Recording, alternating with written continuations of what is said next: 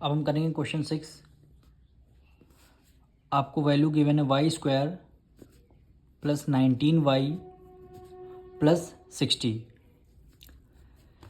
अब हमें आपको करना क्या है, फर्स्ट टर्म और लास्ट टर्म की क्या करनी है, आपको मल्टीप्लाई करनी है। 60 की मल्टीप्लाई वाई स्क्वायर से करेंगे तो आंसर क्या आएगा, 60y स्क्वायर आएगा। अब इसके करने हैं फैक्टर्स, हमें 2 से डिविजल करेंगे, 2 3 ज़ा 6, फिर 2 से डिविजल करेंगे, 2 15 ज़ा 30 हो गया। फिर आपको हम 3 से करें हैं, 3 5 ज़ा 15, फिर 5 से करते हैं, 5 ज़ा 5 हो गया। अब इन्हीं फैक्टर्स में से ऐसे हमें दो कोई फैक्टर्स लेने हैं जो प्लस करने पर वैल्यू आपकी 19y आनी चाहिए, और इन्हीं दोनों फैक्टर्स में से मल्टीप्लाई करने पर वैल्यू क्या आनी चाहिए, 60y स्क्वायर आनी चाहिए। ये आपको कंडीशन सेटिस्फाई करनी चाहिए, यानी इन्हीं फैक्टर्स में से किसी दो नंबर का सम 19 आना चाहिए और मल्टीप्लाई करने पर 60y स्क्वायर आना चाहिए।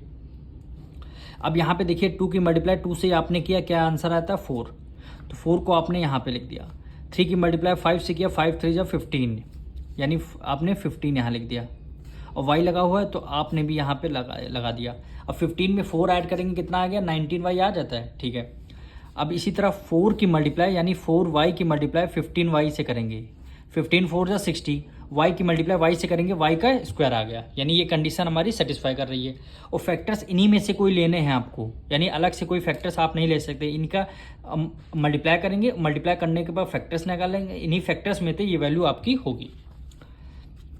अब देखिए यहाँ पे as it is first term को एज इट इज़ लिख लेंगे वाई स्क्वायर, फिर आपका मिडिल टर्म क्या है 19y स्प्लिट करना है, यानी कैसे लिखेंगे, प्लस 4y और प्लस हो जाएगा 15y प्लस 60।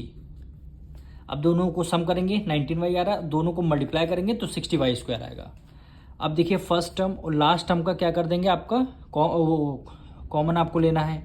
फर्स्ट टर्म को कॉमन क्या मिल रहा है, फर्स्ट टर्म में से y को कॉमन मिल रहा है, तो यहाँ y स्क्वायर था, आपने y को कॉमन ले लिया, बचा क्या y, प्लस है, प्लस का साइन लगा दिया।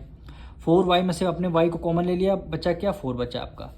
अब इन दोनों में देखिए प्लस है, प्लस 15 है, यहाँ 60 है, दोनों किसकी 15 की टेबल में आते हैं, तो आपने 15 को कॉमन ले लिया बाहर। जब 15y में से 15 को कॉमन ले लिया, बचेगा आपका y को प्लस लगा दिया, प्लस है, प्लस का साइन कर दिया।